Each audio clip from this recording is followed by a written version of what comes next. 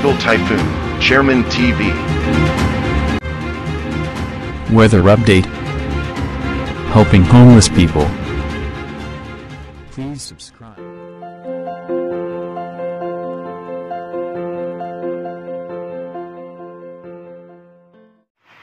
Magandang umaga po. Ito po ang latest update natin ngayong araw, July 31, 2025. Patuloy pa rin pong umiiral sa ating bansa itong habagat na nakakaapekto nga po yan sa parte pa rin ng Luzon. At meron naman po tayong namataang cloud cluster dito nga po sa eastern section ng extreme northern Luzon at ito nga po ay mataas ang posibilidad na maging isang low pressure area at hindi natin inaalis yung posibilidad na ito ay mag-develop into tropical depression or mahinang bagyo, pero ito po ay papalabas ng ating Philippine Area of Responsibility. Kaya asahan pa rin po natin na magiging maganda lagay ng panahon ng malaking bahagi ng ating bansa, pero dito nga po sa may northern Luzon, central Luzon at ilang bahagi ng southern Luzon ay makakaranas tayo ng mga minsan-minsan may mga biglaang pagbuhos ng pag-ulan. At tayo naman po sa ating advanced weather forecast ng European Center, posible nga na stable pa rin yung ating minomonitor na posibleng sama ng panahon na ito po ay posibleng makaapekto sa parte ng Central Luzon or dito nga po sa eastern section ng Northern Luzon.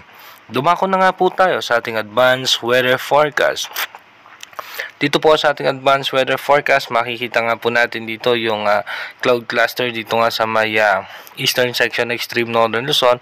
Pero kung mapapansin natin, siya po ay magde-develop pero dahan-dahan po yan palabas ng ating Philippine Area of Responsibility. Kung hindi nga po magbabago ang senaryo nito, posible nga po itong dumiretso sa parte ng Japan. Dalawa po yung senaryo niya, pwede po yung mag-develop sa loob ng ating PAR or posibleng sa labas na ng Philippine Area of Responsibility. Ito na po yung ating minomonitor na low pressure area na mabubuo ngayong August dito nga po sa labas ng ating bansa. So possible nga po by Agosto pa lang, nasa malayo pa po yan ay nagde-develop na po yan into low pressure area. Then possible po yan na pumasok, estimated po ng European Center ay by August 6, ito'y pumasok sa ating Philippine Area of Responsibility as low pressure area pa rin. Pero pagdating po niyan, pagpasok po niyan, then pagdating po ng August 7 hanggang 8, posible pong dito po yan sa pagitan na araw na ito, nag-develop po yan bilang isang tropical depression or mahinang bagyo.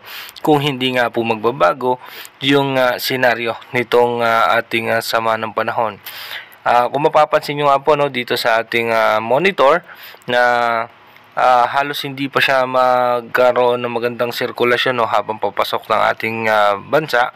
Pero by August 5, ito na po yan by August 5, dito po magtutuloy-tuloy na siya as low pressure area.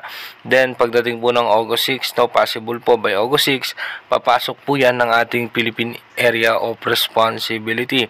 Dito po ay magkakaroon na po siya ng mga makakapal na kaulapan. Ito na po yung mga posibleng malalakas na pagulan at may dalang hangin. Posibleng nga po ito ay maging isang tropical depression or mahinang bagyo at posibleng umabot pa ng tropical storm category. Sa ngayon nga po, yung pinaka latest na nilabas ng European Center, kung makikita nga natin yung pinaka sentro po niyan ay posibleng dito nga sa may Central Luzon or dito po yan sa parte nga po ng eastern section ng Northern Luzon. Kung mapapansin nyo po ito po ay halos pagdating dito sa parte ng Central Luzon ay babagal yung kanyang pagkilos. Hahatakin po niya yung habagat na muli magdudulot po ng pagulan sa ating bansa. Iba yung pag-iingat at paghahanda na nga po para sa ating mga kababayan. Kung sakali mang matuloy itong sama ng panahon na ito, mas maganda po na nakaready na po tayo at asahan na naman po natin yung mga pagbaha at pagguho ng lupa. Pero again, inuulit ko po ito pong advanced weather forecast na inilabas ng European Center. Ito po ay advanced prediction lamang o ito po yung pinaka prediction lamang nila na nakikita dito sa ating monitor, pero malaki pa rin po ang tsansa na magbago pa rin po yan since malayo pa po yan. Marami po pong posibilidad na magbago lahat yan. Mag-iingat po tayo palagi. God bless po. sa ating lahat.